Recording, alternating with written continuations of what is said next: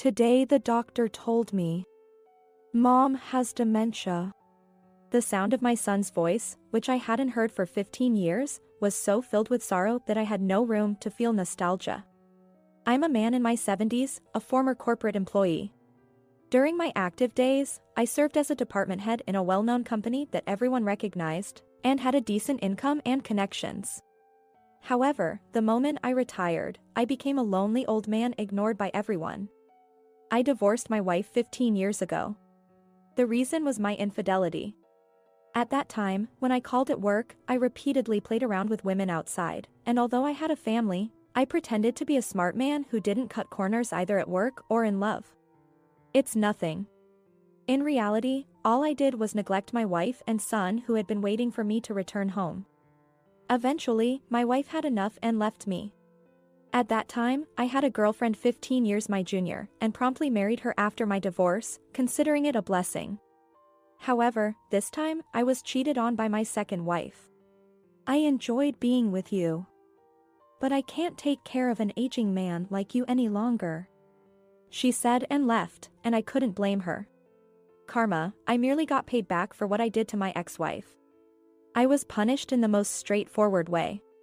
Since then, I have become a twice-divorced single man, and now that I've retired, a lonely old man living alone. I tried to contact my son once, but he didn't want to meet me. I can't blame him. For a sensitive young man in his adolescence, my life was too tarnished to witness. All I have left is to die alone. It was when I was thinking such thoughts that I received a call from my son. Are you asking me to take care of her? I really don't want to ask you. But I'm working in America right now, so it's hard for me to take care of Mom. The irritation in my son's voice stung me. I could see the reluctance to ask me for help in his words. My ex-wife doesn't have any other children, nor does she have any siblings she can rely on. There are limits to government support, and in the end, it was decided that I, a retired man with nothing but time, was the best person for the task. Despite what he said, I was honestly thrilled when I first heard the news. It meant I wouldn't have to live alone any longer. I would be able to return to a life with someone to talk to. There might be a chance to repair my relationship with my son. Such ulterior motives were there. However, such sweet expectations were shattered within a few days. My ex-wife, who doesn't recognize me. My son, who claims to be too busy with work and hardly contacts me. On top of that, my ex-wife has completely lost her mind and can't carry a proper conversation. When I ask, "What do you want to eat today?" she just stares blankly outside and doesn't respond. It feels like I'm continuously talking to myself. Day by day, I was truly understanding what caregiver fatigue, a term I had only heard in the news, meant. My ex-wife would occasionally wander off. At first, I panicked when she suddenly disappeared, but I soon realized that she was just wandering around the neighborhood. So, I started to go out for walks with her. Our destination was different every day. One day we might go to the local park, another day she might just sit blankly in the waiting room of the hospital. On this day, we were sitting side by side on a bench at the nearest train station. Brings back memories. You used to come to the station with an umbrella for me. The house where my ex-wife lived used to be our house. Back when I was in my 30s, working hard as the most successful among my peers, she used to come and pick me up at the station. I was all about work, trying hard to provide a good life for my wife and our then young son. Being lazy by nature, I often went to work without an umbrella, even if the weather forecast predicted rain. At such times, my ex-wife would come to pick me up at the station, with our young son. There was no reaction to my words from my ex-wife as usual. After all, she perceives me as a stranger, so it's common for her to look puzzled when I talk to her.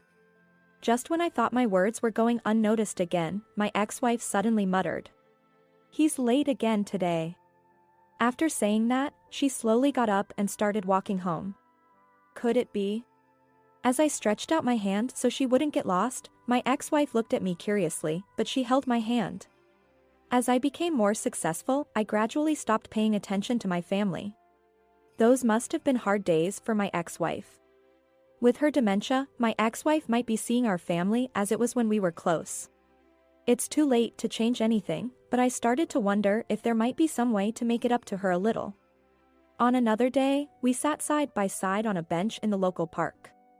I used to think she was just sitting there, staring into space, but that day, I closely followed her gaze.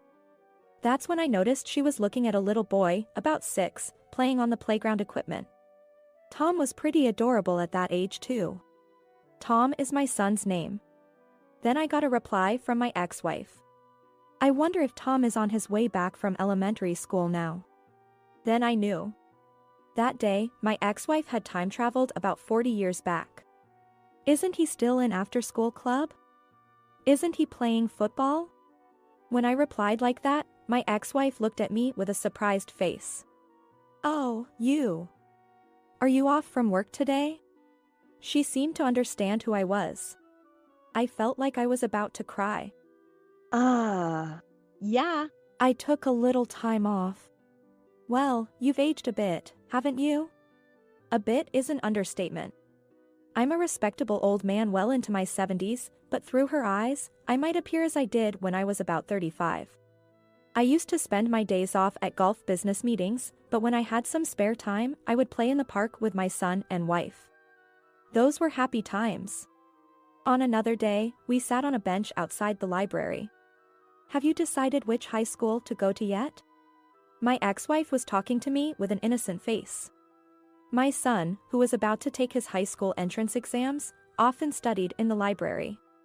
It seems that I now appear to her as my son when he was in his last year of middle school.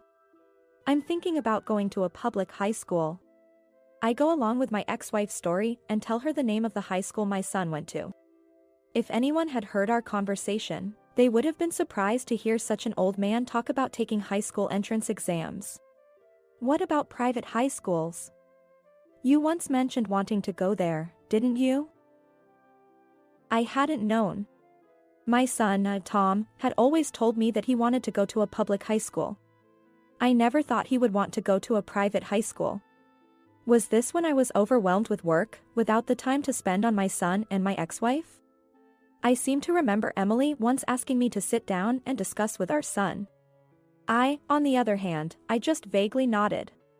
Since then, Emily never brought up the topic of our son's choice of high school. That's around the time when my son started to ignore me. What a foolish story. I simply assumed that Tom was going through a rebellious phase, but it was me who started ignoring my son and ex-wife. I couldn't see anything about my family. Another day, we went to the hospital on a bus. It was a general hospital a bit far away. I remember this hospital. It was the place I was admitted when I broke down at 45. Have you checked in yet? A young nurse approached us as we sat in the waiting room. No, we're not here for a checkup. As I answered, the nurse, with a puzzled look on her face, went back to her duties. A pair of elderly people, sitting in the waiting room doing nothing, might seem strange to others. My ex-wife, Emily, who happened to look at the hospital's shop, addressed me. Tom, wait here, okay? I'll go buy a gift for your dad. She stood up, holding her purse. Today, she seems to believe that I'm our son. Even so. When I was hospitalized, I was involved with my first mistress. I had just been promoted to a section manager and my workload was large. I mistakenly thought I was a special person. On the hospital bed, I was preoccupied with how to prevent my wife and mistress from bumping into each other. I'm back. Here you go, Tom. And the other one is for Dad. After paying at the register at the concession stand, my ex-wife came back into the waiting room with 2 puddings. Like a child, she offers me one of the puddings. Thank you. Oh dear, are you crying? It's okay. The doctor said your dad would be back to his old self in 3 days. This isn't a hallucination. Perhaps this is a conversation she once had with our son. While I was happily having an affair, my ex-wife had been there for me like this. Even though she must have been heartbroken hearing about my hospitalization, she put on a brave face so our son wouldn't worry. And all the while, I wasn't paying any mind to anyone but myself. As the seasons passed, 2 years of taking care of my ex-wife came and went. Our son came back a couple of times a year to see how his mother was doing, but he never made eye contact with me. Everything because of me. I suppose he'd seen his mother dedicate herself to me over the years. Of course, he would hate me. One day, my ex-wife, who was looking out the window, suddenly turned to look at me. "Tom, you mustn't resent your father." I didn't understand at first. But then I noticed that the TV, left on in the background, was showing a news story about a celebrity's infidelity. Probably, the scene of our divorce after my infidelity was exposed flashed through her eyes. "Your father was just tricked by a bad woman. He's such a kind person, he probably couldn't say no."